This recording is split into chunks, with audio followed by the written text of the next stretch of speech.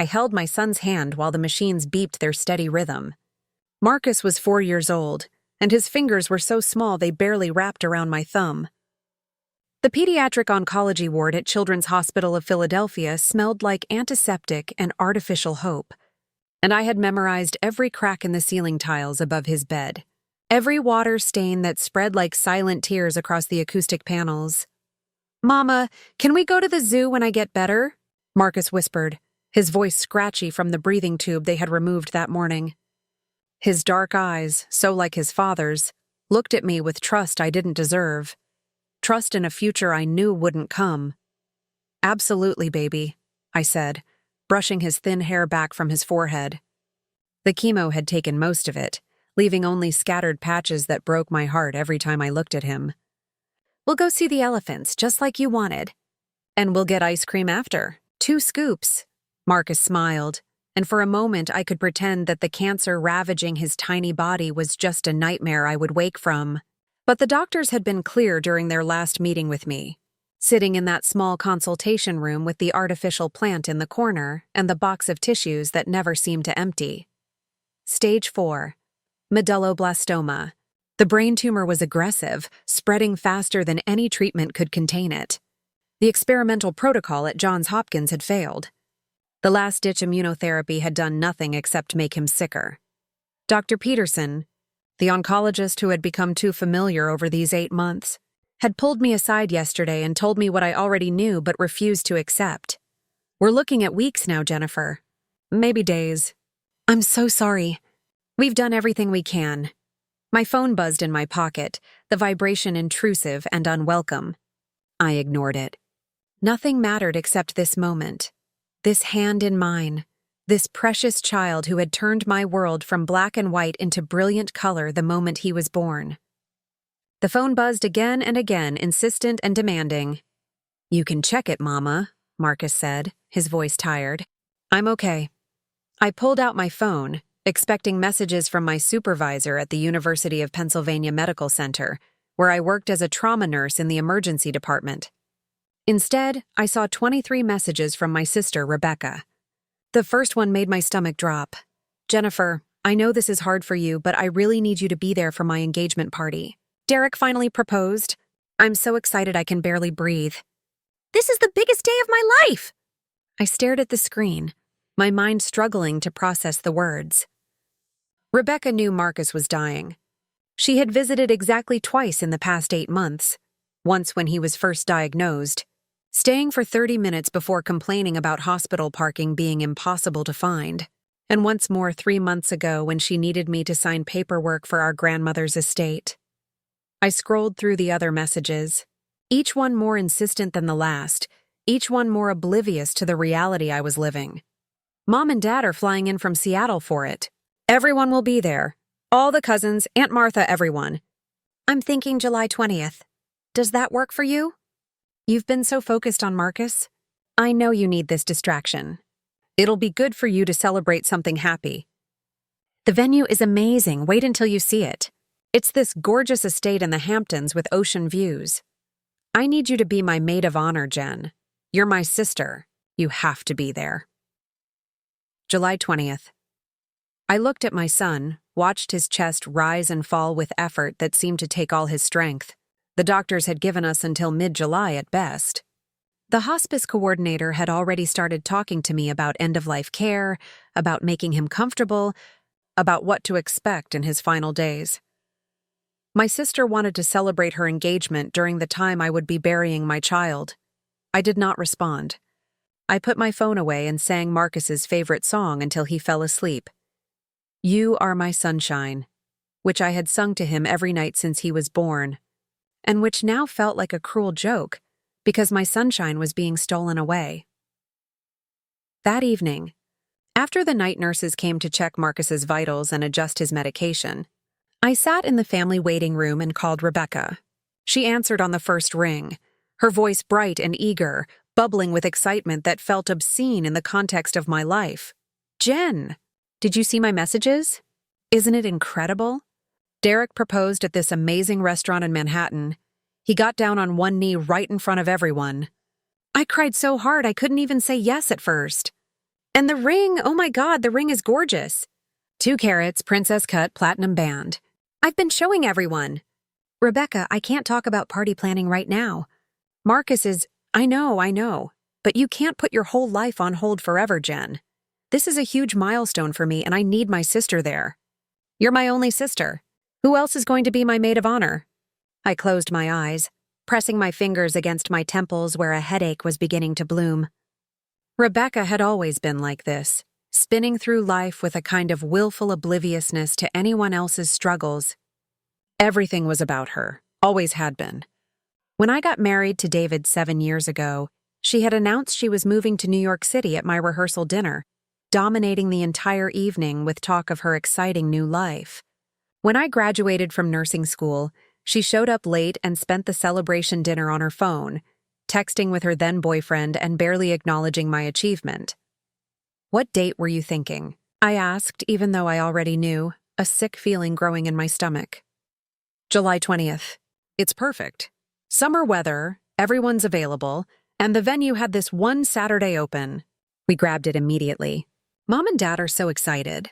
They're already booking their flights from Seattle. Dad's even going to make a speech. You know how he loves giving speeches. That's when Marcus might... My voice cracked, the words catching in my throat like broken glass. The doctor said we're looking at early to mid-July. I might be planning a funeral then, Rebecca. Silence stretched between us, broken only by the sound of my own breathing and the distant beeping of hospital machines somewhere down the hallway. Then Rebecca sighed, that particular sigh that said I was being difficult, that I was making things complicated, that I was ruining her moment. Jennifer, I understand you're going through something awful. I really do. No one wants to see a child suffer. But life goes on, you know? And you can't expect everyone to put their lives on hold indefinitely. If something happens with Marcus, and I pray it doesn't, but if it does, we can work around it. But I've already put deposits down. The venue wants $50,000 and it's non-refundable. The caterer, the florist, the band, everything's booked. The invitations are at the printer. We're talking about over 300 people. I felt something cold settle in my chest, spreading like ice water through my veins. You're saying your engagement party is more important than my son's life? That's not what I'm saying at all, Jen. Don't twist my words. I'm saying we can't live in limbo forever. And honestly, you might need the distraction. When was the last time you did something for yourself? When was the last time you put on a nice dress and celebrated something happy? This could be good for you. Therapeutic, even. Therapeutic, I repeated, the word tasting bitter on my tongue. Yes, think about it. You've been living in that hospital for months. You barely eat, you barely sleep. Mom told me you've lost like 20 pounds. This could help you remember that there's still beauty in the world, still things worth celebrating. Derek and I, we're going to have a beautiful life together. Kids someday? Don't you want to be part of that joy? I hung up. My hands were shaking so badly I nearly dropped the phone. A passing nurse, Sandra, who had been kind to Marcus, who always brought him extra juice boxes, stopped and put a hand on my shoulder. You okay, Jennifer? I shook my head, unable to speak, and Sandra sat down next to me without another word, just offering silent presence that meant more than any words could. Marcus died on July 14th, just after sunrise. I was holding his hand, had been holding it all night, refusing to let go even when the nurses suggested I try to get some rest. He had been unconscious for 2 days, his breathing shallow and irregular, his small body finally giving up the fight it had waged so bravely. But that morning, something changed. His eyes opened one last time, clearer than they had been in days, and he looked at me with recognition and love that shattered what was left of my heart. I love you, Mama, he whispered. Don't be sad. Then he was gone. The monitor's steady beep became a single, endless scream. Nurses rushed in, Sandra and 2 others whose names I couldn't remember. And someone was pulling me away from my son's body. And I couldn't breathe, couldn't think, couldn't exist in a world where Marcus didn't. Dr. Peterson came, said things that I didn't hear, made arrangements I didn't understand. Julia, my best friend and fellow nurse from the emergency department, appeared somehow, wrapped me in her arms and held me while I fell apart completely. The funeral was set for July 20th. It was the earliest date the funeral home, Greenwood Memorial, the one the hospital social worker recommended, could arrange everything. They were kind, professional, walking me through decisions I was not equipped to make.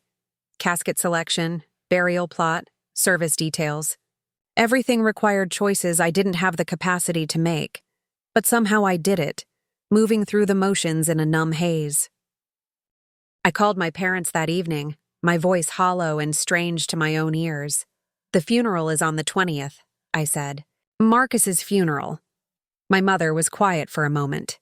I could hear my father in the background asking who was on the phone. "Oh, honey, that's the same day as Rebecca's engagement party?" "I know." "Well, I'm sure Rebecca will understand.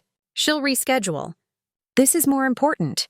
"Of course she will." I wanted to believe her. I waited for my mother to say she would call Rebecca immediately, that of course they would be at their grandson's funeral, that nothing mattered more than being there for me. I waited for her to be the mother I needed, the mother I had always hoped she could be.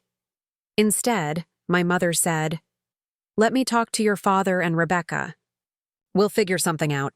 I'm sure we can work this out somehow." That night, lying in Marcus's empty bedroom because I couldn't bear to sleep in my own, surrounded by his toys and his books and his drawings of elephants and spaceships, Rebecca called me. I almost didn't answer, but some part of me, some foolish, desperate part, hoped she would do the right thing. "Jennifer," Mom told me about the funeral date, Rebecca said. Her tone was careful, measured, like she was talking to a difficult client at her marketing firm. "I'm so sorry about Marcus. I really, truly am. He was a sweet kid. Thank you. But I've been thinking, and I really can't change the party date. I have over 300 people invited. Senators, Derek's business partners, everyone important in our lives. The caterers, the band, the flowers, everything's set up. It would cost us over $100,000 to reschedule. We'd lose the venue deposit alone, which was $50,000. And the venue is booked solid for the next 2 years. We'd have to wait until 2027 to have the party there." I felt like I was underwater, her words reaching me from somewhere far away, distorted and unreal. "You want me to change my son's funeral date? Well, I mean, does it have to be that specific day? Can't you do it the week after? Or even the week before? Funerals are more flexible than you think. My friend Ashley's father died last year, and they waited almost 3 weeks for the service so family could travel in from Europe. And Marcus is already at the funeral home, Jennifer. He's being taken care of. A few more days won't matter to him. Marcus is in a refrigerator, Rebecca. You want me to leave my son's body in storage so you can have your party? Don't be dramatic. I'm just saying there are options. And honestly, Jennifer, a funeral is such a sad event. Maybe it would be better for everyone to have some time to process before gathering. Let the initial shock wear off. People might appreciate having a little distance from the death before having to deal with a funeral. It's psychologically healthier. The shock of my son dying. Yes, exactly. Look, I don't want to fight with you. You're grieving, and you're not thinking clearly. Why don't you talk to the funeral home? Explain the situation.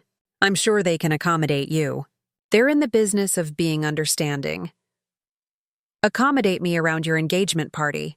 Rebecca's voice hardened, losing its careful, sympathetic tone. You're being selfish, Jennifer. This is a huge moment in my life. Probably the biggest moment I've had. Derek is an incredible man. He's a partner at his law firm. He comes from a prominent family. This marriage is important, and this party is important. Everyone who matters is going to be there, and you're trying to ruin it because you can't be flexible about a funeral date. Everything is always about you and your problems. Some of us are actually succeeding in life, Jen. Some of us have accomplished things worth celebrating. I hung up. This time, I turned off my phone completely, pulled out the battery, and threw both across the room. The next morning, my father called the hospital. I was back there, unable to face my empty apartment, sleeping in the family waiting room because it felt closer to Marcus somehow. Someone at the nurse's station, Not Sandra, but a younger nurse whose name I didn't know, came to find me. "Jennifer, your father's on the line. He says it's important." I took the call in an empty consultation room, the same room where Dr. Peterson had told me Marcus was going to die. "Honey, your mother and I have been talking," my father said.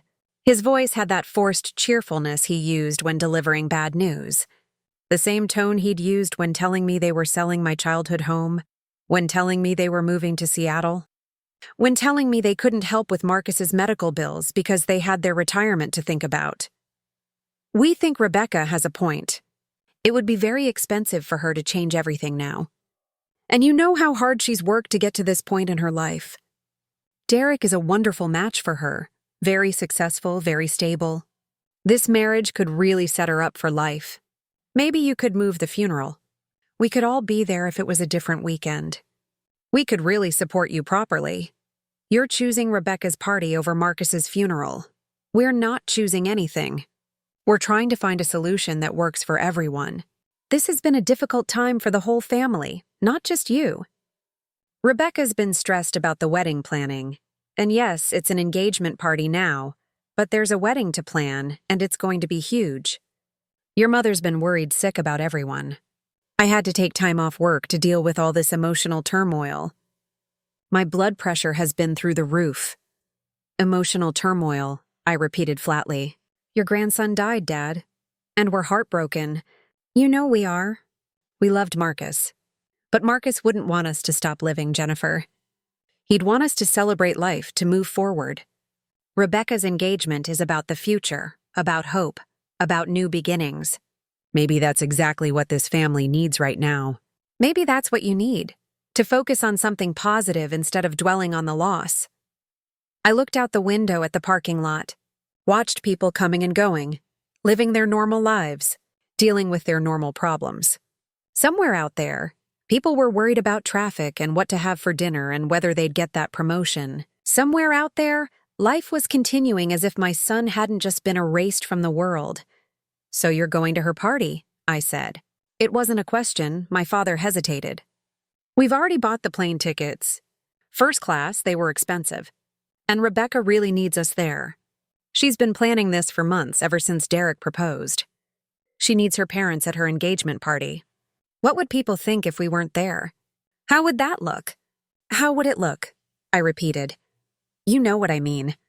And it's not like we didn't care about Marcus. We sent cards. We called when we could. We video chatted with him. You visited twice in 8 months. We live in Seattle, Jennifer. That's a 5-hour flight. We can't just drop everything and fly across the country every week. We have lives too, responsibilities. Your mother has her garden club and her volunteer work at the museum. I have my golf league and my investment club meetings. We can't be expected to put everything on hold indefinitely. We're retired. This is supposed to be our time." Something inside me went very quiet and very cold, like a switch flipping off, like something essential dying without fanfare. "Don't come to the funeral," I said. "Go to your party. Celebrate Rebecca's engagement. I hope you all have a wonderful time. Jennifer, don't be like that. You're upset. You're not thinking straight. You'll regret this." I hung up. My mother called an hour later. Then Rebecca. Then my father again. Then my mother's sister, Aunt Martha, who I barely knew, calling to tell me I was tearing the family apart. Then Rebecca's fiancé, Derek, who I had met exactly once, telling me in his lawyer voice that I was being unreasonable and that Rebecca was devastated by my behavior. I blocked all their numbers. Every single one. That evening, Julia came to the hospital with coffee and Thai food and forced me to eat something, sitting with me in the waiting room and not saying anything, just being present in a way my family had never been. "Your family's insane," Julia finally said, her eyes blazing with an anger I appreciated because I was too numb to feel it myself. "Who does this? Who picks a party over a funeral? Especially a child's funeral? People who never really cared in the first place," I said. My voice sounded strange to my own ears, flat, empty, like I was reading from a script. "What are you going to do?" "Have the funeral. Say goodbye to my son. Try to figure out how to keep breathing. Julia squeezed my hand. I'll be there. Everyone from the ER who loved Marcus will be there. Half the pediatric oncology staff will be there. Dr. Peterson will be there. You're not alone. But I was alone. I had never felt more alone in my life. The funeral was small but filled with love that my family would never understand. Julia came, standing beside me through the entire service. David, Marcus's father, flew in from Portland, where he had moved after our divorce 3 years ago. We had split when Marcus was 1, unable to handle the stress of new parenthood, and he had been sporadic in his involvement since then. But he had loved Marcus in his way. His face was ravaged with grief, and we stood together at the graveside, united in our loss if nothing else. Some colleagues from the hospital attended, nurses and doctors who had cared for Marcus, who had seen his bravery, who had been there through the worst of it. Marcus's preschool teacher, Mrs. Henderson, sobbed through the entire service, telling everyone who would listen about how Marcus had been the kindest child in her class, always sharing his toys, always making sure no one felt left out. My family was not there. I stood at Marcus's tiny white casket. White, because the funeral director said it was traditional for children, because white symbolized innocence, and delivered the eulogy I had written at 3 a.m, my hands shaking so badly the paper rattled. I talked about his laugh, which sounded like pure joy, like sunshine turned into sound. I talked about his love of elephants, how he could name every species, how he had wanted to be a zookeeper when he grew up. I talked about the way he sang made-up songs about everything he saw, songs about clouds and cars and the pattern on the hospital ceiling. I talked about his bravery, how he never complained even when the treatments made him so sick he couldn't lift his head, how he had tried to comfort me when I cried, telling me it would be okay even when we both knew it wouldn't. I talked about the light he brought into the world and how that light had been extinguished far too soon, how it wasn't fair, how it would never be fair, how I would spend the rest of my life missing him. I did not mention my sister. I did not mention my parents.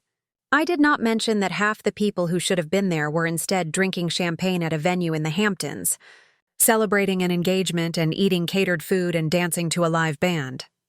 After the service, after Marcus was lowered into the ground at Cedar Hill Cemetery, after I threw dirt onto his casket and heard the hollow sound it made that would haunt me forever, I went home to my apartment.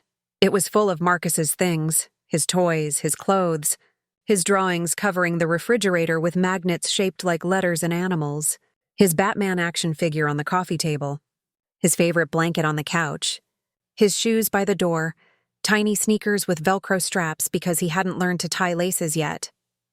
I sat on the floor of his bedroom, surrounded by evidence of the life that had been stolen from him, and opened my laptop. I unblocked my family's numbers, not because I wanted to reconcile, but because I wanted to see. I needed to know. Some masochistic part of me needed visual confirmation of their betrayal. Rebecca's Instagram was full of party photos. She wore a flowing white dress, white, like a bride, like this was already her wedding. Her blonde hair perfect, her smile radiant. The venue looked spectacular, exactly as she had described. String lights hung over a terrace overlooking the ocean. Tables overflowed with elaborate floral arrangements and gourmet food. People danced on a white marble floor. A jazz band played on a stage decorated with roses. My parents were in several photos, glasses of champagne raised, laughing. They looked happy. They looked like people who had nothing to mourn, no grandchild to grieve. One photo showed my mother and Rebecca embracing, both of them teary-eyed with joy. The caption read, "So grateful to have my amazing mom here for the biggest day of my life. Nothing is better than family. Blessed engagement party. Family first." Another post from Rebecca, timestamped at 7:43 p.m., right when I had been standing at Marcus's graveside, watching them lower his casket into the ground, surrounded by love and support on this perfect day. My heart is so full. Derek, you've made me the happiest woman alive. Here's to new beginnings and forever. New beginnings. Engagement. Bliss. Happily ever after. My father had commented on that post. So proud of my successful daughter. You've earned every bit of this happiness. Derek, welcome to the family. Congratulations to you both. My mother had commented too. My beautiful girl. This is the day we've all been waiting for. Love you so much. The party is absolutely perfect.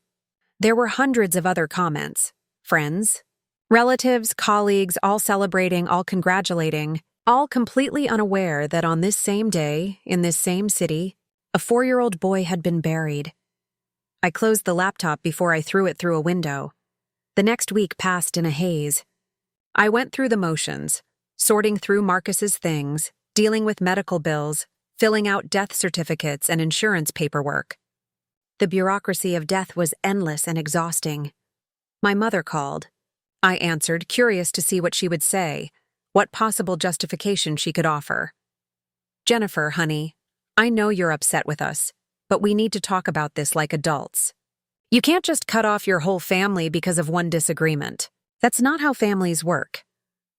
One disagreement. Yes, we had different opinions about scheduling. That doesn't mean we don't love you. We're your family. You need to forgive us and move on. Holding grudges isn't healthy. It'll just eat you up inside. Did you have a good time at the party? I asked. My mother hesitated. It was lovely. Rebecca's party was beautiful. The venue was stunning. But we thought about you the whole time. We really did. We even toasted to Marcus. We didn't forget him. You toasted to my dead son at an engagement party. We honored his memory. We told everyone there about him. We made sure people knew. And Jennifer, honestly, it wasn't like we could do anything for Marcus. He was already gone. Our being at the funeral wouldn't have changed that. He wouldn't have known whether we were there or not. I would have known. You need to stop being so selfish. Everything isn't about you and your feelings. Rebecca has feelings too. She was hurt that you made such a big deal about the date conflict. She felt like you were trying to overshadow her accomplishment, like you were jealous of her happiness. She cried about it. She actually cried, Jennifer. I laughed. It sounded unhinged even to me, harsh and bitter. I was burying my son and Rebecca felt overshadowed. You know what I mean. You've always had a flair for drama, Jennifer, ever since you were little. Always needing attention, always making everything into a crisis. We love you, but we can't enable this behavior anymore. You need to grow up and move past this. Don't call me again, I said. Jennifer, don't you dare. I hung up and blocked them all again. That night, I couldn't sleep. I lay in Marcus's bed, surrounded by his stuffed animals, the elephant collection he'd been building, each one with a name and personality, and thought about everything. My sister's words echoed in my head. One of her earlier messages, one I hadn't fully processed before, had called Marcus's funeral a minor scheduling conflict that she could work around if absolutely necessary. My son's funeral was a minor scheduling conflict. Something crystallized inside me, cold and hard and unbreakable like diamond. They wanted me to forgive them, to move on, to pretend this had been a simple scheduling conflict, an unfortunate misunderstanding between reasonable people. But it wasn't. It was a choice. They had chosen Rebecca's party over Marcus's funeral. They had chosen celebration over grief. They had chosen champagne and dancing over supporting me through the worst moment of my life. And they expected me to just accept it, to be the bigger person, to prioritize family harmony over my own shattered heart, to swallow my pain so they didn't have to feel uncomfortable. I got out of bed and went to my laptop. I started making lists. I started doing research. I started planning. If they thought they could do this to me and face no consequences, they were wrong. If they thought their lives would just continue on, perfect and unblemished while I drowned in grief and rage, they were mistaken. I had always been the responsible one, the caretaker, the one who smoothed things over. I was a nurse. I had dedicated my life to helping people, to healing, to caring for those who suffered. But caring had gotten me nothing except betrayal, and I was done caring about people who didn't care about me. Rebecca wanted to celebrate her success, her perfect engagement, her carefully curated life. I would make sure she had nothing left to celebrate. My parents wanted to enable her selfishness, to pretend they were good people who had simply made a difficult choice. They would learn what their choices cost. I had weeks of unused vacation time I had been saving to spend with Marcus. I had savings I had been putting away for his college fund. Money that now had no purpose, no future, no meaning. I had skills, intelligence, and determination. Most importantly, I had nothing left to lose. Over the next 5 days, I made phone calls. I pulled records. I asked careful questions of the right people. I had spent years working in healthcare, building relationships, learning how systems worked. Those connections were about to become very useful. By the end of the week, I had what I needed: information, leverage, and a plan that would unravel everything Rebecca had built. Because my sister didn't just work in marketing, she had been cutting corners, falsifying client results, embezzling money from accounts she managed. She had been lying to clients, overpromising and under-delivering, and cooking the books to hide her failures. And I had proof. I started with Rebecca's employer, Clearwater Marketing Solutions, a mid-sized firm in Manhattan that specialized in luxury brand campaigns. Rebecca had been their rising star for 3 years, winning awards, bringing in high-profile clients, earning bonuses that made my nursing salary look like pocket change. She drove a BMW, wore designer everything, lived in a luxury apartment in Tribeca with her fiancé Derek, and had just gotten engaged with a ring that cost more than I made in 6 months. All of it built on fraud. During one of my rare visits to New York last year, a visit cut short because Marcus had a fever and I needed to rush back. I had been waiting in Rebecca's office lobby while she finished a meeting. Her assistant, a nervous young woman named Ashley, had been on the phone, clearly stressed, talking about discrepancies in the Lumineux campaign reports and how Rebecca had told her to adjust the engagement numbers to match projections. At the time, I had dismissed it. Marketing was full of jargon I didn't understand. Surely my sister, who had always been ambitious but never seemed dishonest, wouldn't do anything illegal. But now I started paying attention. I started investigating. I reached out to Ashley through LinkedIn, pretending to be a potential client interested in Clearwater's services. We met for coffee at a Starbucks in Midtown. Ashley was young, maybe 25, and clearly disillusioned with her job. "I'm looking for someone who really knows the industry," I said carefully. "Someone who can tell me the truth about how these campaigns actually work, not just the sales pitch." Ashley looked around nervously, then leaned in. "Can I be honest with you? This industry is full of smoke and mirrors. Companies like Clearwater promise results they can't deliver, then manipulate the data to make it look like they succeeded. Is that common? More common than you'd think. My boss, Rebecca Hartwell, she's one of the worst. I've seen her completely fabricate engagement metrics, create fake social media accounts to inflate interaction numbers, bill clients for services we never provided. She's good at it too, very convincing. Everyone thinks she's this marketing genius, but really she's just good at lying. Do you have proof?" Ashley hesitated. "Why do you want to know?" "Because I'm considering hiring Clearwater for a major campaign, and I need to know if they're legitimate. I can't afford to waste money on false promises." That was all it took. Ashley, frustrated and underpaid and tired of covering for Rebecca's deceptions, started talking. She told me about the Lumineux Cosmetics campaign where Rebecca had claimed a 300% increase in social media engagement, all based on bot accounts Rebecca had purchased. She told me about the Henderson Hotels account, where Rebecca had billed for a comprehensive rebranding strategy she had plagiarized from another firm's work. She told me about the Marshall Financial campaign, where Rebecca had promised results she knew were impossible, then doctored the final reports to hide the failure. "I have emails," Ashley said quietly. "I kept copies. I knew eventually this would blow up, and I didn't want to go down with her. I have everything on a backup drive.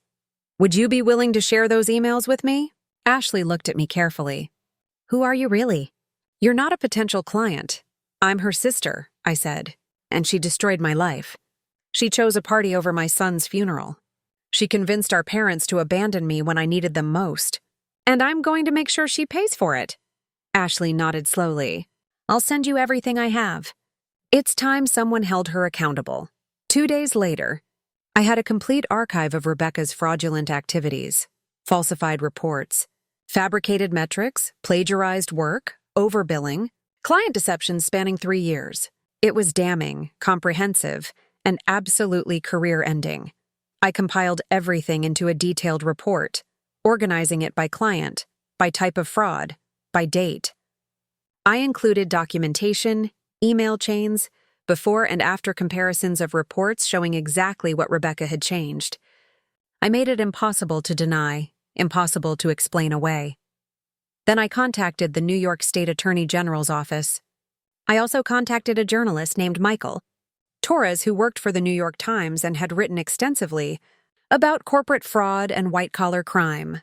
I met Michael at a coffee shop in Brooklyn on a Tuesday morning. He was in his late 40s, with graying hair and sharp eyes that had seen too many lies to be fooled by new ones. "This is substantial," he said, flipping through the documents I had brought, his expression growing more serious with each page. "Where did you get all this?" "I have sources. People who were tired of covering for her." "And the subject is your sister?" "Yes." Michael looked at me carefully. "This will destroy her career. Probably result in criminal charges. Her firm will face massive lawsuits. Clients will sue for fraud. She could go to prison." "Are you absolutely sure you want to do this?" "She scheduled her engagement party on the day of my son's funeral," I said, my voice steady and cold. "She told me to reschedule burying my 4-year-old child because it conflicted with her celebration. My parents went to her party instead of supporting me." "So yes, I am very sure," Michael nodded slowly. "I need to verify everything independently. It'll take me a few weeks, but if this all checks out, this is front-page news. The AG's office will have to investigate. Her firm will be forced to audit every campaign she's ever touched. That's all I ask." I left the coffee shop feeling lighter than I had in weeks. The first domino was positioned. Now I just had to wait for it to fall. While Michael investigated, I turned my attention to my parents. They had enabled Rebecca's behavior my entire life, choosing her over me again and again, making excuses for her selfishness, celebrating her achievements while barely acknowledging mine. They deserved consequences too. My parents, Harold and Patricia Hartwell, lived in a retirement community in Bellevue, Washington, just outside Seattle. They had sold our family home in Philadelphia 5 years ago and moved to Washington for the mild weather, the proximity to hiking trails, and the lower state income tax. My father was a retired financial advisor. My mother had been a real estate agent before retiring at 65. They were comfortable, living off my father's pension, Social Security, and a substantial investment portfolio he managed himself. Knew my father's investment strategy intimately because he had talked about it endlessly whenever we visited. Boring. Everyone at holiday dinners with discussions of stock picks and portfolio diversification and risk management. He was proud of his financial acumen, constantly bragging about the returns he generated, always trying to give unsolicited advice about how I should be investing my money. He kept everything in accounts at Fidelity and Charles Schwab, monitoring them daily, making frequent trades, convinced he could beat the market through careful attention and research. I also knew that my father used the same password for everything. I had seen him log into various accounts over the years, always typing the same combination. Maplewood 47, the street name of our old house in Philadelphia plus my mother's birth year. He thought he was being clever by not using obvious choices like birthdays or pet names. He thought he was being secure. I didn't plan to steal from my parents. That would be criminal, and I wasn't interested in becoming a criminal. But I could make their financial life significantly more complicated. I could create chaos that would consume their time, their energy, and their peace of mind. I created several email addresses with names similar to legitimate financial institutions: Fidelity Security, AccountVerify.com, SchwabAlertsInvestmentNotify.com, IRS Inquiry, TaxAuditDepty.com. The domains looked legitimate at a glance, official enough to fool someone who wasn't paying close attention. I sent my father carefully crafted emails about suspicious activity on his accounts, about required tax documentation for phantom investments, about urgent security updates needed immediately. I made them professional, official sounding, filled with financial jargon he would recognize. I knew my father. He would panic. He would make impulsive decisions. He would call his brokerages at odd hours, demanding explanations for things that didn't exist. He would freeze accounts, transfer money unnecessarily, create chaos trying to protect assets that weren't actually threatened. I also sent carefully crafted emails to my mother, posing as someone from her old real estate firm, asking about commission discrepancies from years ago, suggesting potential tax audits, requesting documentation she no longer had. I made it sound serious enough to worry about, vague enough that she couldn't immediately disprove it. Within a week, my father was calling Rebecca in a panic. I knew because Rebecca posted about it on Facebook, because even in the midst of her perfect life, she couldn't resist complaining about inconveniences when your dad calls in a panic because he thinks his retirement accounts are compromised, and you spend 3 hours on the phone trying to explain how email scams work. Why are boomers so bad with technology? Family drama, tech support, perfect. I sent more emails. More alerts about suspicious withdrawals that never happened. More warnings about pending audits that didn't exist. More urgent requests for immediate action. My father, convinced his accounts were under attack, started making changes. He moved money between accounts. He closed accounts and opened new ones. He changed passwords to new combinations he then forgot. He spent hours on hold with customer service, reporting problems that didn't exist. The financial institutions, confused by his frantic calls and unable to find any actual issues, started flagging his account for unusual activity, which only confirmed his fears that something was wrong. It was beautiful chaos. 3 weeks after my meeting with Michael Torres, he called. "I've verified everything," he said. "This story runs tomorrow. The AG's office has already been notified and they're opening an investigation. The FTC is looking at it too because several of her clients are national brands. Your sister is about to have a very bad day." "Thank you. I'm sorry about your son," Michael added quietly. "I have 2 kids myself. I can't imagine what you went through. I hope this gives you some peace." It wouldn't give me peace. Nothing would bring Marcus back. But it would give me satisfaction, and right now, that was enough. The article published on a Thursday morning. It was front-page news on the New York Times website, with a headline that left no room for misinterpretation. Manhattan marketing executive accused of systematic fraud, fabricated results, client deception. Rebecca's name was in the first paragraph, along with her photo, pulled from her own LinkedIn profile, where she smiled confidently in a professional headshot, looking every inch the successful executive she pretended to be. The article was devastating. It detailed years of fraudulent activity, complete with specific examples, documented evidence, and quotes from Ashley and 2 other former employees who had come forward once they knew someone was finally listening. It included statements from several of Rebecca's former clients expressing shock and outrage. It outlined potential criminal charges and estimated that Clearwater Marketing Solutions faced lawsuits totaling over $40 million. By noon, Rebecca's social media accounts had been deleted. By afternoon, news vans were parked outside Clearwater's offices in Manhattan.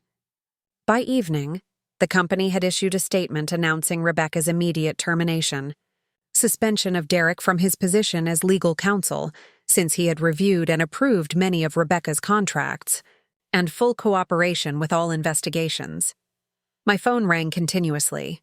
I ignored every call from my family. Instead, I went to Marcus's grave at Cedar Hill Cemetery and sat on the grass beside his headstone. I started it. "Sweetheart," I whispered, tracing the letters of his name carved into the granite. "They're going to understand what they did. They're going to feel even a fraction of what I felt." The stone was still new, the grass around it not yet fully established.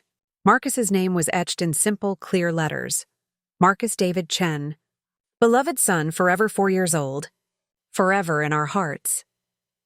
I traced the letters with my finger, remembering his voice, his laugh, the weight of him in my arms when he was small enough to carry.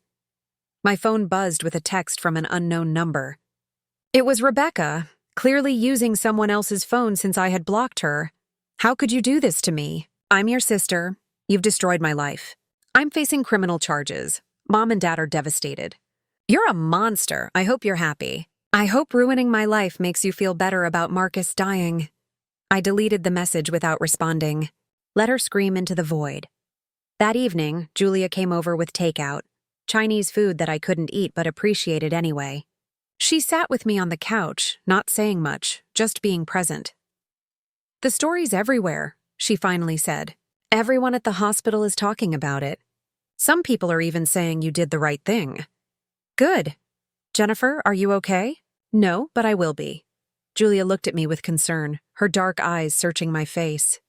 Revenge doesn't usually make people feel better. It just makes them feel empty. I already feel empty, I said. At least now I'm not alone in it. The New York Attorney General's investigation moved quickly. Federal prosecutors filed charges within a month. Rebecca faced multiple felony counts: wire fraud, mail fraud, conspiracy to defraud clients, false statements to financial institutions. Each charge carried significant prison time. Derek, her fiancé, lost his position at his law firm for ethical violations related to reviewing Rebecca's fraudulent contracts. The engagement was called off within 2 weeks. Apparently, his prominent family didn't want to be associated with a criminal defendant. Rebecca tried to call me, to text me, to show up at my apartment building. I had the locks changed and installed a security camera. When she appeared on my doorstep one evening, crying and begging, I watched from inside and didn't open the door. Please, Jennifer, she sobbed into the intercom, her perfect makeup ruined by tears, her designer clothes rumpled. Please talk to me. I'm sorry about the funeral. I was wrong. I admit it. But this is too much. You're destroying my entire life over one mistake, one bad decision. I'm losing everything. Is that really fair? Don't I deserve a second chance? I pressed the button to respond. You called Marcus's funeral a minor scheduling conflict, I said, my voice calm and steady. You celebrated while I buried my son. You convinced our parents to abandon me when I needed them most. Fair doesn't exist anymore, Rebecca. You taught me that. I released the button and closed the curtains, watching on my phone's security app as she continued crying on my doorstep for another 20 minutes before finally leaving. My parents finally reached me through the hospital, calling the ER during work hours and telling the receptionist it was a family emergency. I took the call in the break room, my hand tight around the phone. What you did to your sister is unforgivable, my mother said without preamble, her voice shaking with rage. You've ruined her life out of spite. Over a party, Jennifer. Over a scheduling conflict. This is insane.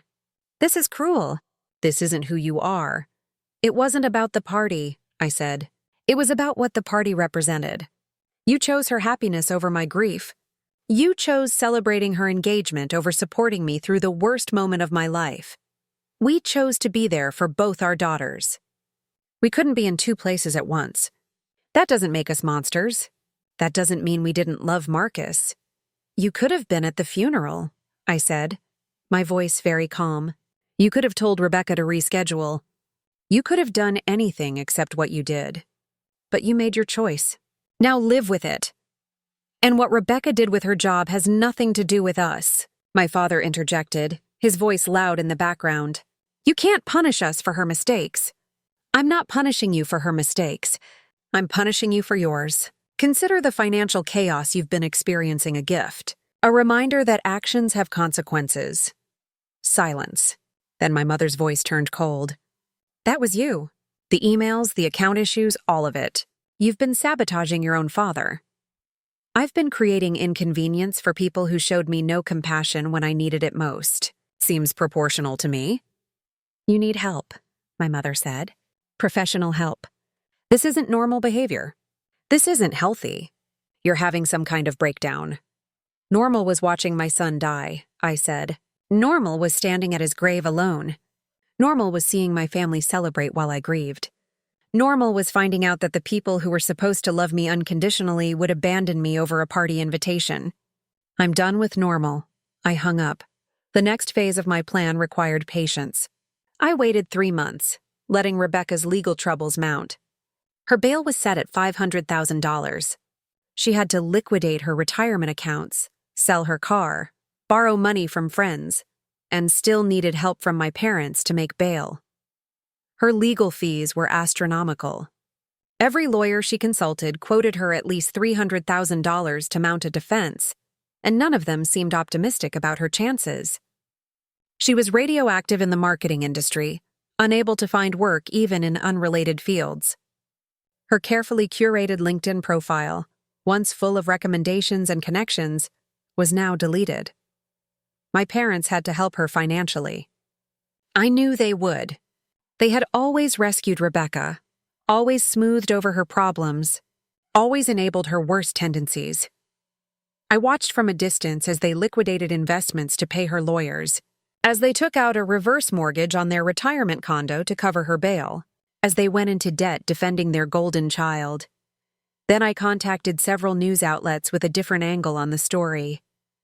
I provided them with photos from Rebecca's engagement party, photos that were still publicly available on various guests' social media accounts. Photos of my parents laughing, celebrating, toasting Rebecca and Derek's future. I gave them the exact timestamps showing when those photos were taken. I gave them the date of Marcus's funeral. I provided them with copies of text messages Rebecca had sent me before the funeral. Messages where she explicitly called Marcus's funeral a minor event and suggested I be flexible about scheduling. The follow-up articles were brutal. While nephew was buried, family celebrated future built on fraud. Parents chose engagement party over grandson's funeral. Now, bankrupt supporting criminal daughter. Marketing executives fraud-funded lavish lifestyle, while sister's son died of cancer. The story went viral.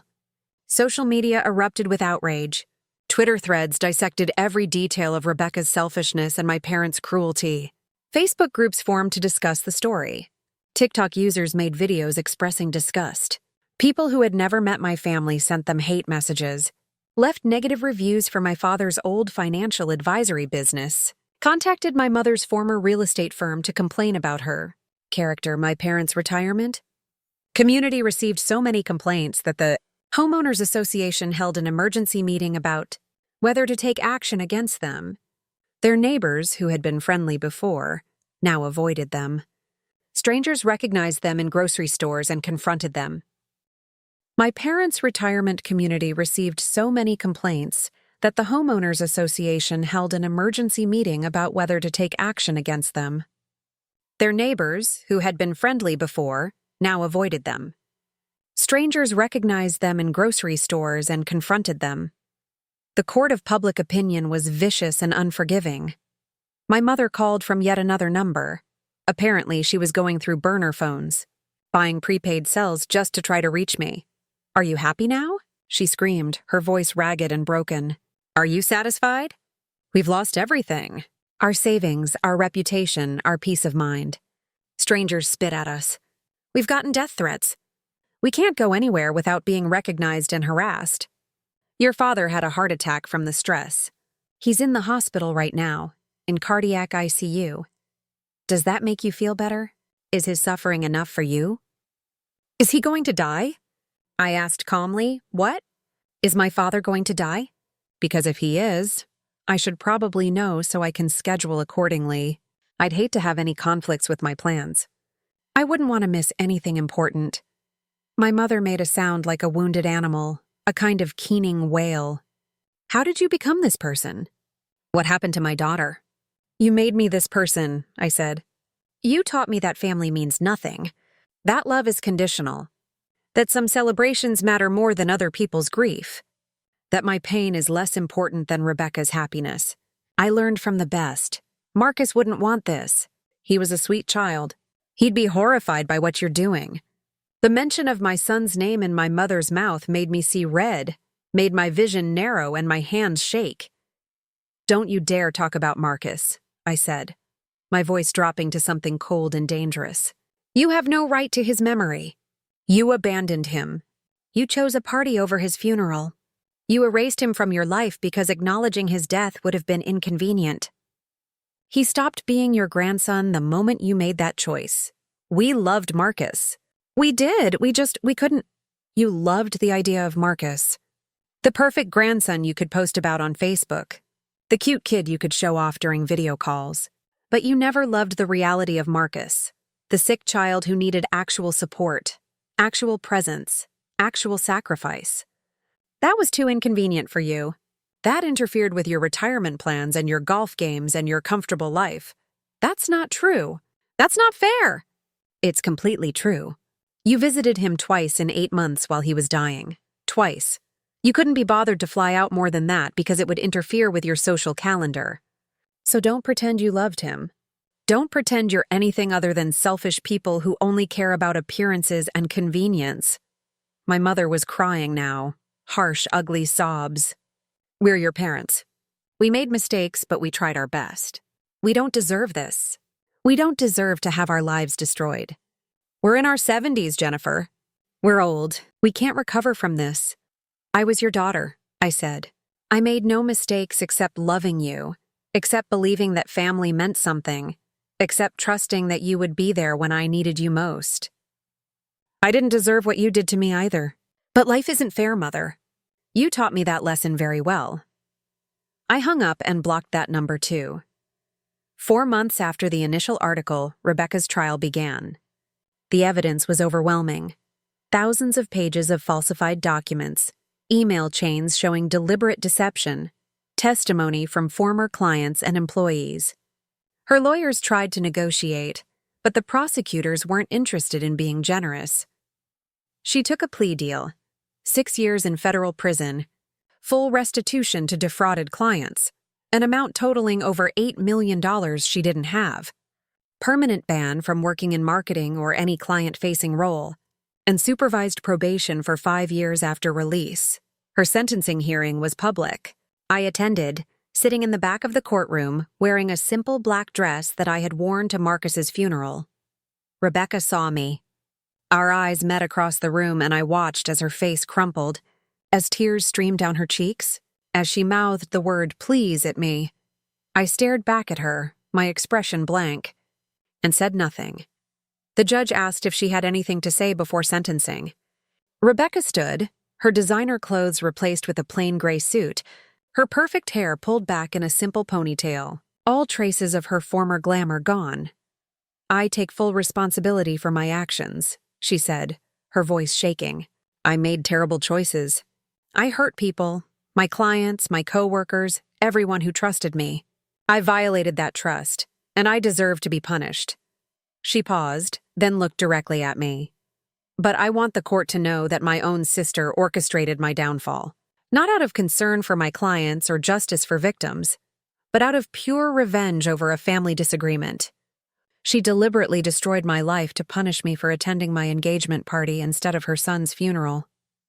She weaponized the legal system because she was angry with me. She's not some hero exposing fraud. She's vindictive and cruel, and she used the justice system as a tool of personal vengeance. The prosecutor objected. The judge sustained it, telling Rebecca to stay focused on her own actions. But Rebecca had said what she wanted to say. The judge sentenced her to the agreed-upon 6 years. As she was led away by federal marshals, Rebecca looked back at me one more time. I held her gaze, my face expressionless, until she turned away and disappeared through the door that led to holding cells and processing and the beginning of her incarceration.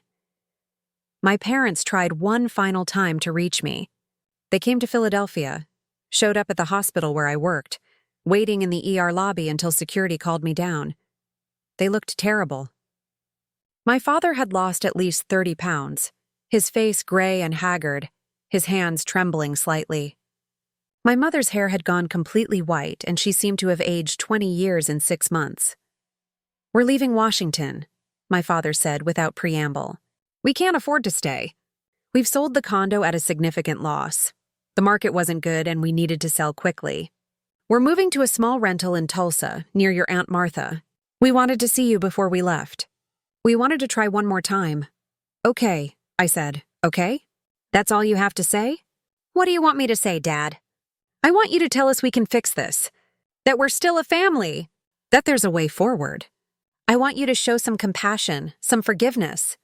I looked at my parents, these people who had given me life but never really saw me, never really valued me except as the responsible daughter who didn't cause problems, who didn't need attention, who could be safely ignored while they focused on Rebecca. There's no family here, I said quietly. You killed it when you chose a party over a funeral. When you told me my grief was less important than Rebecca's celebration. When you made me bury my son alone. We've lost everything, my mother whispered. Our home, our savings, our daughter is in federal prison. Our reputation is destroyed. We can't show our faces anywhere without judgment. Haven't we been punished enough? Haven't we suffered enough? I lost my son, I said. My 4-year-old son who loved elephants and singing, who fought cancer with more bravery than you've shown in your entire lives, who died asking if we could go to the zoo when he felt better. I lost everything that mattered, and you couldn't even show up. We're sorry, my father said, his voice breaking. We're so sorry. We made a terrible mistake. But this vendetta has to end. This cruelty has to stop. You've made your point. It has stopped, I said. I'm done. Rebecca's in prison. You're bankrupt. My revenge is complete. But that doesn't mean I forgive you. That doesn't mean we're family again. It just means I'm finished destroying you because there's nothing left to destroy. My mother reached for my hand. I stepped back, avoiding her touch. Don't contact me again, I said. Don't come here again. Don't send messages or letters or intermediaries. We're done, permanently. Jennifer, please. My name isn't Jennifer to you anymore. I'm a stranger. Treat me like one. I walked away, back through the security doors. Back to the ER where people were dealing with heart attacks and car accidents and overdoses. Real emergencies that deserved my attention and care. Security escorted my parents out. I watched on the security monitor as they stood in the parking lot for a long time, holding each other, crying. I felt nothing. I never saw them again. 6 months after Rebecca was imprisoned at FCI Danbury in Connecticut, I received a letter from her. It had been opened and screened by prison authorities before being forwarded to me, standard procedure for all inmate correspondence. I almost threw it away unopened, but curiosity made me read it. The handwriting was messy, shaky, not like Rebecca's usually perfect script. The handwriting of someone under constant stress, someone not sleeping well, someone whose whole world had collapsed. Jennifer, I don't expect you to forgive me. I probably don't deserve forgiveness. But I need you to understand something. I was wrong about the party. I should have canceled it. I should have been at Marcus's funeral.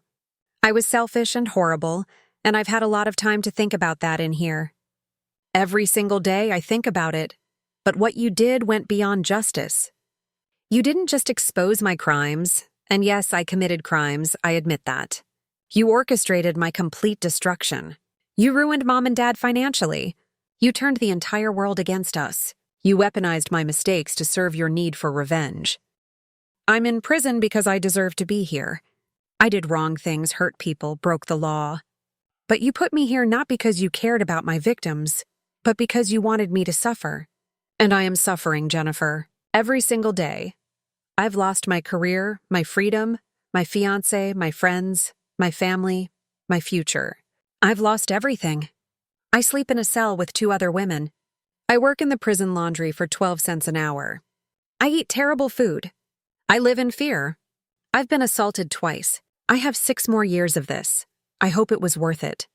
I hope my pain fills the hole Marcus left in your heart, but I don't think it will. I think you'll always be empty, no matter how many people you destroy. I loved Marcus too. I know I didn't show it well. I know I was a terrible aunt. But I did love him. And I think he'd be sad to see what you've become. Rebecca, I read the letter twice.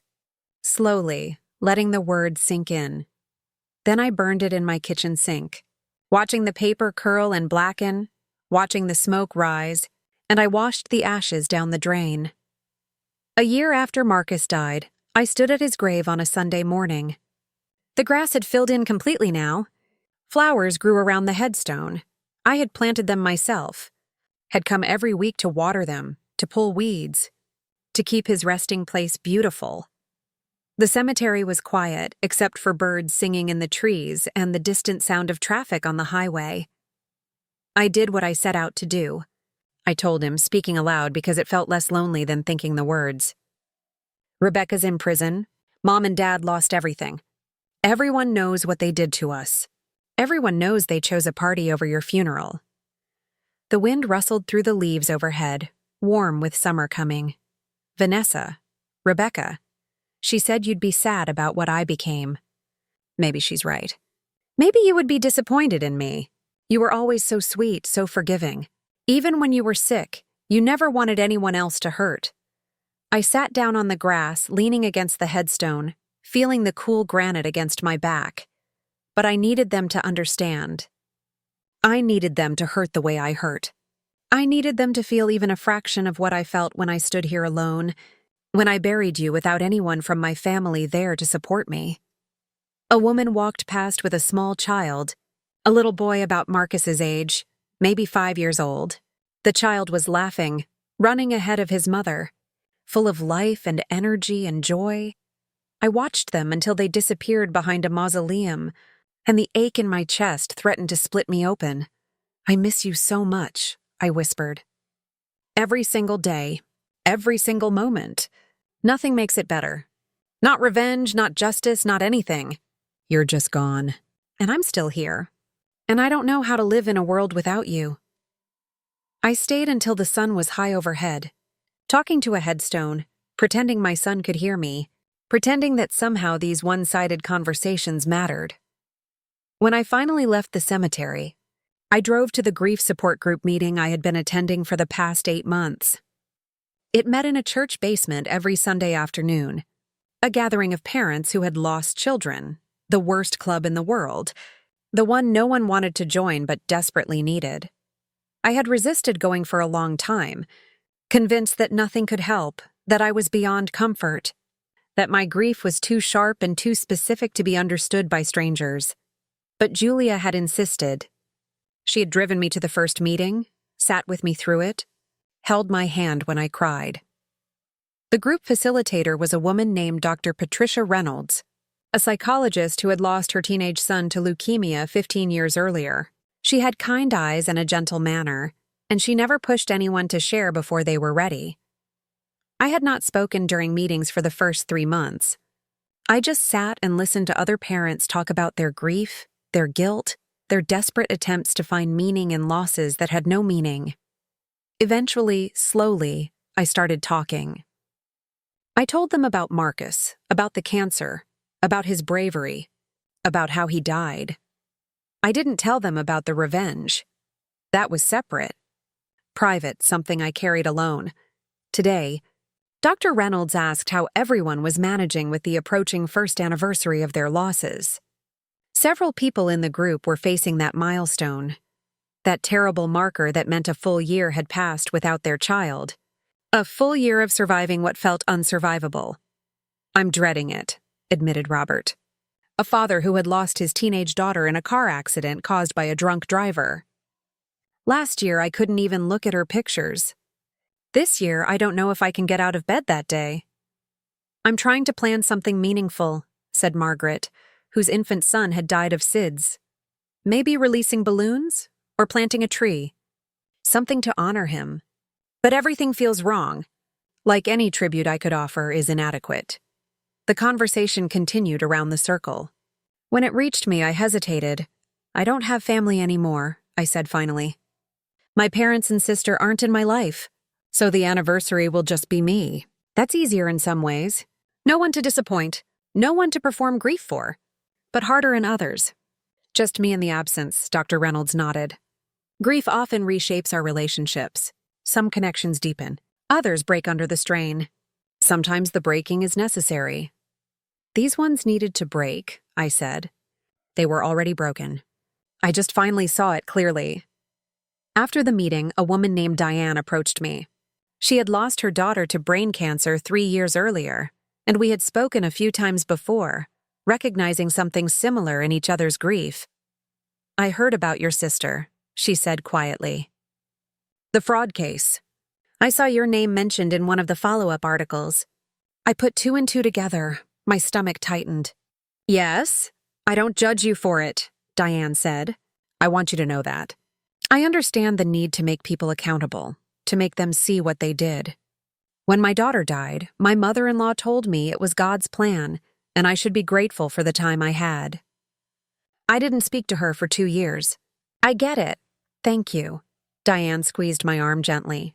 But I also want you to be careful. Revenge can become addictive. It can consume you the way grief does. It can become your identity. Don't let it be the only thing that keeps you moving forward. Don't let destroying them be your only purpose. I thought about her words on the drive home, watching the Philadelphia streets pass by, seeing people living their normal lives, unaware that my world had fundamentally changed. Was revenge consuming me? Or had it simply filled a void that nothing else could touch? I didn't have an answer. Work became my refuge. I threw myself into nursing with an intensity that worried everyone around me. I took extra shifts, volunteered for the most difficult cases, stayed late, came in early, worked through lunch breaks. The ER director, Dr. Sarah Harrison, called me into her office one afternoon about 3 months after the support group conversation. Jennifer, you're one of our best nurses, she said, looking at me with concern. Your patient care is exemplary. Your clinical skills are outstanding. But you're burning out. I can see it. Everyone can see it. I'm fine, I said automatically. You're not fine. You've worked 60-hour weeks for 4 months straight. You haven't taken a single vacation day since Marcus passed. You're exhausted. You need rest. Work helps, I said. It keeps me focused. It keeps me from thinking too much. Dr. Harrison leaned back in her chair, studying me carefully. I lost my brother when I was in medical school. Motorcycle accident. He was 23 years old. I did exactly what you're doing. Worked myself to exhaustion, trying to outrun the grief. It doesn't work, Jennifer. The grief is always waiting when you stop. So what's the alternative? Sit at home and fall apart? The alternative is finding a way to live with the grief instead of running from it. Therapy, support groups, time to process. Not just work until you collapse. You're already in a support group, which is good. But you also need to give yourself permission to heal, to have a life beyond Marcus's death. That doesn't mean forgetting him. It means learning to carry his memory without letting it destroy you. I left her office feeling agitated, frustrated. Everyone had advice about grief. Everyone thought they knew the right way to mourn, the proper timeline for healing, the appropriate methods of coping. But none of them had buried a 4-year-old. None of them had been abandoned by their family in their darkest hour. None of them understood the particular combination of rage and anguish that lived in my chest, inseparable and constant. 2 months before the 2nd anniversary of Marcus's death, I received an unexpected phone call. The area code was from Oklahoma, Tulsa, where my parents had moved. It wasn't my parents calling. It was my Aunt Martha, my father's older sister. I hadn't spoken to her since before Marcus died. We had never been particularly close. She lived far away, and we only saw each other at major family events. Jennifer, I know you probably don't want to hear from family right now, she said carefully, but I need to tell you something. Your father had another heart attack. A serious one this time. He's in intensive care at St. Francis Hospital. The doctors aren't sure if he'll make it. I felt nothing. No panic, no concern, no sadness. Just emptiness. Okay, I said. Your mother asked me to call. She's afraid to contact you directly after everything that happened. She wanted you to know in case you wanted to visit, in case you wanted to say goodbye. I don't. Aunt Martha sighed. Jennifer, I know what happened. Your mother told me everything, about the funeral, about Rebecca's party, about all of it. What they did was wrong. Profoundly, unforgivably wrong. I told them that at the time. I told Patricia she was making a terrible mistake. But your father might die. He's your father, regardless of his mistakes. Don't you want the chance to say goodbye? Don't you want closure? He said goodbye to me when he chose a party over his grandson's funeral. There's nothing left to say. He's eaten up with guilt, Jennifer. Both of them are. They know they failed you. They just don't know how to fix it. They don't know how to reach you. They can't fix it. It's broken permanently. Some things, once broken, can't be repaired. So you're just going to let him die without any reconciliation? You're going to carry that burden forever? The knowledge that you could have seen him one more time and chose not to? I'm already carrying forever, Aunt Martha. My son is dead. He died scared and in pain, asking about going to the zoo, believing he had a future. And the people who should have supported me abandoned me for a party. If my father dies, that's not my burden. That's his consequence. That's what happens when you make choices that destroy relationships. You've become so hard. I've become realistic. I spent my whole life believing family meant something. That blood created obligation, that parents would always be there for their children, that love was unconditional. I was wrong. Family is just people who happen to share DNA. If they don't act like family, they don't deserve to be treated like family. Marcus wouldn't want this. He was a sweet child. He wouldn't want you consumed by anger and revenge. Everyone kept invoking Marcus, as if his memory gave them authority to judge my choices, as if they understood what it meant to lose him. Marcus is dead, I said, my voice cold. He doesn't want anything. He doesn't get to want anything ever again. That was stolen from him by cancer. And he died knowing his grandparents cared more about a party than about him. So don't tell me what he would want. You don't get to use my dead son to manipulate me. I hung up. My father didn't die. He recovered enough to leave the hospital after 2 weeks in cardiac ICU, though he was permanently weakened, permanently damaged. I heard this through mutual acquaintances, not through family contact. I felt no relief at his survival. I felt nothing at all. The second anniversary of Marcus's death arrived on July 14th. I took the day off work. I went to the cemetery early, before the heat of the summer day set in. His grave looked the same as always, peaceful, well-maintained, a permanent reminder that my son existed, that he mattered, that he was loved. I brought strawberries and placed them beside the headstone. Marcus's favorite fruit. I brought them every visit, leaving them for the birds and squirrels, a small offering to a child who would never eat strawberries again. 2 years, I said aloud. 2 years since you left me? It doesn't feel shorter. It doesn't hurt less. People said time would help. They lied. Or maybe it does help for some people, but not for me. Not yet. I sat on the grass, cross-legged, the way I used to sit when we had picnics in the park before he got too sick to leave the hospital. I destroyed them, Marcus. Everyone who hurt us. Rebecca's in federal prison. Mom and Dad lost everything. Their money, their home, their reputation, their peace. They're old and broken and alone. I did that. I made it happen. The morning sun filtered through the trees, casting dappled shadows across the graves, across the names of other people's loved ones, other stories of loss. Rebecca said you'd be disappointed in me. Maybe that's true. You were so sweet, so forgiving, so kind. Even when you were in pain, when the treatments made you so sick, you never wanted anyone else to hurt.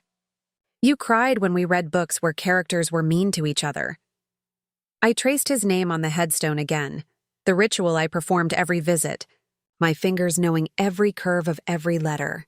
But I'm not you, sweetheart. I never was. I tried to be good, tried to be the bigger person, tried to forgive and move on and be understanding. It got me nothing except more pain, more betrayal, more loneliness. A groundskeeper was mowing grass in the distance, the sound a low hum in the quiet morning. I don't regret it, I said. That's what you need to know. I don't regret making them pay for what they did. They deserved every bit of suffering I caused. They earned it. They chose it when they chose that party over your funeral. I paused, watching a bird land on a nearby headstone. But Diane was right. The revenge didn't fill the emptiness. It gave me something to focus on besides missing you, something to do with all this rage and pain. But now it's done, and I still miss you just as much. I'm still just as lost. I still don't know how to live in a world without you. I stayed until noon, talking to my son, crying, remembering all the small moments that made up his short life. The way he laughed at silly jokes, The way he insisted on wearing his Batman cape to the hospital, the way he held my hand when he was scared. When I finally left, I felt hollowed out but somehow lighter, as if speaking the truth aloud had released something I had been holding too tightly. That evening, Julia came over with dinner. We ate Thai food on my couch while a movie played that neither of us really watched. "How are you doing?" Julia asked. "Really doing?" Not the polite answer. "I don't know," I said honestly. "I accomplished what I set out to do. I made them suffer. I got justice, or revenge, or whatever you want to call it. But now what? What do I do with the rest of my life? I'm 34 years old. I could live another 50 years. That's a long time to just exist." Julia set down her food and turned to face me fully. "You're one of the strongest people I know, Jennifer. You survived watching your son die. You survived being abandoned by your family. You survived grief that would have broken most people.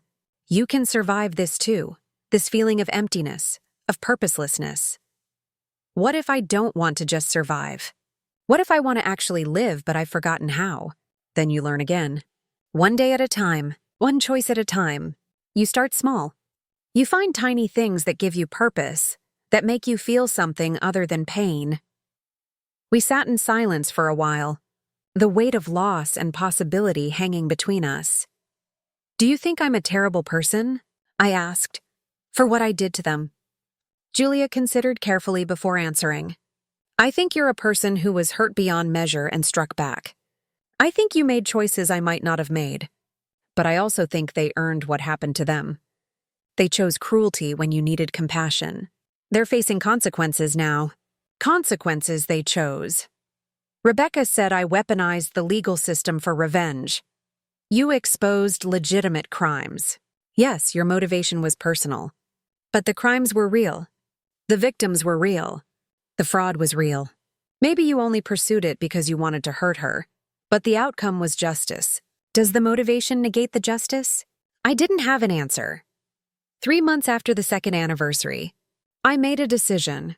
I contacted a lawyer and had official cease and desist letters sent to my parents and to Rebecca through the federal prison system. No contact through any means, directly or through intermediaries, for any reason. Violation would result in legal action, including restraining orders and harassment charges. It felt final, permanent. The last door closing on relationships that had been dying my whole life. I also made another decision, one that surprised me.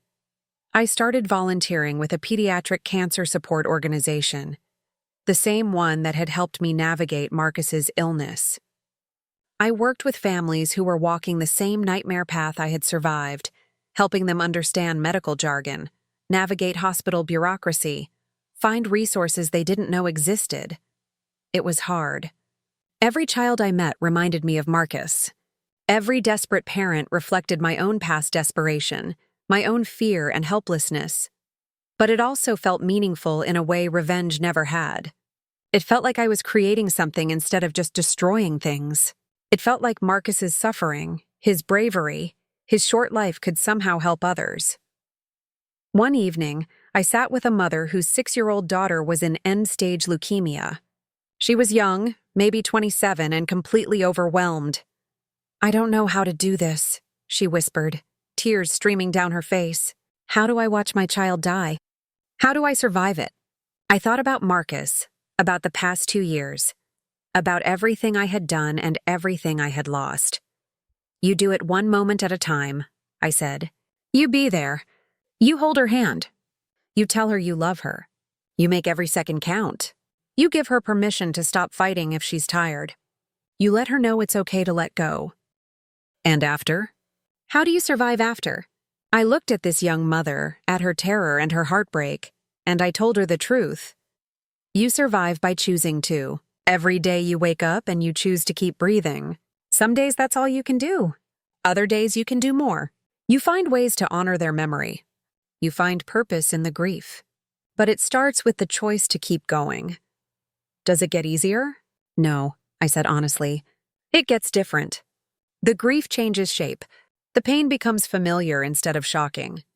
You learn to carry it. But easier? No. You just get stronger at bearing it. She cried then, and I held her, this stranger who was living my nightmare all over again. When I left that evening, I felt something shift inside me.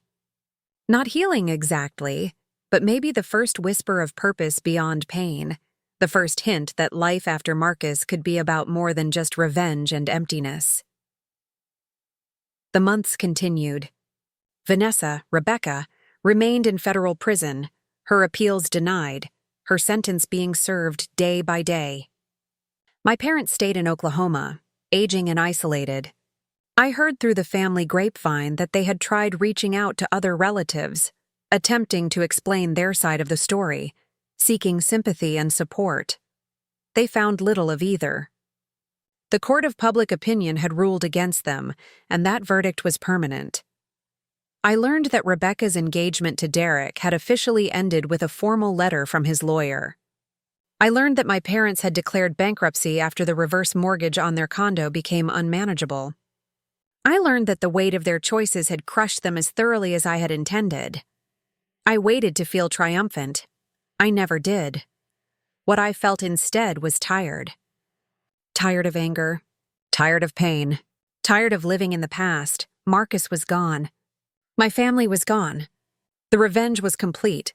But I was still here, still breathing, still moving through days that slowly, gradually, started to feel less empty. On the 3rd anniversary of Marcus's death, I went to the cemetery as always, but this time I brought Julia with me. She stood quietly beside me while I placed flowers and strawberries at the headstone. "I love you, Marcus," I said, my voice steady. "I always will. Every day for the rest of my life. You made me a better person while you were here. After you left, I became someone else. Someone harder. Someone capable of cruelty I never imagined." I paused, gathering my thoughts, aware of Julia's quiet presence beside me. "Your aunt was right. You probably would be disappointed in what I did. But I can't regret it. They hurt us. They chose wrong. They needed to understand that choices have consequences." Julia squeezed my shoulder gently. "I'm trying to find my way back now," I continued. "Not to who I was before you died, because that person is gone too. But to someone who can live with the grief instead of being consumed by it. Someone who honors your memory by helping others instead of just hurting the people who failed us." I touched the headstone one last time, feeling the sun-warmed granite under my palm.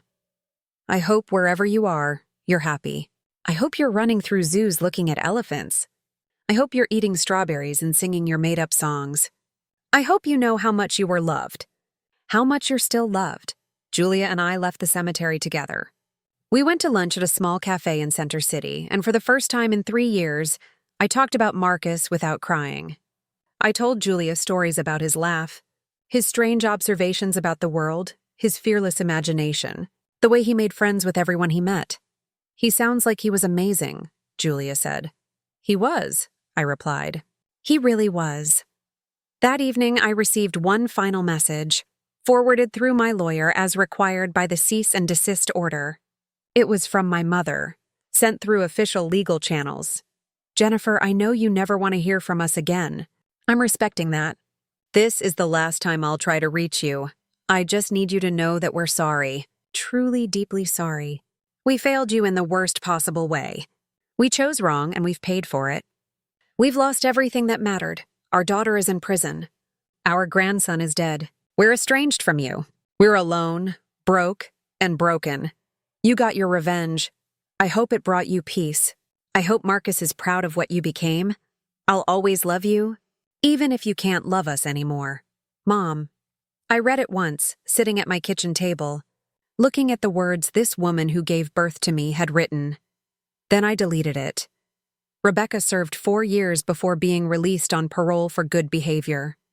I learned this through a news alert I had set up years ago to track her case. She was required to live in a halfway house in Newark, work at minimum wage jobs, and was forbidden from any position involving marketing, sales, or client services. I did not contact her. I did not attend her release. I did not think about her except when the alert appeared on my phone.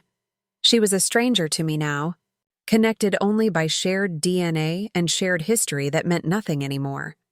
My parents continued their quiet life in Oklahoma. My father's health remained fragile after his second heart attack. My mother, I heard, had aged dramatically. Her hair completely white now, her hands shaking with a tremor that might have been medical or might have been the accumulated weight of guilt and loss.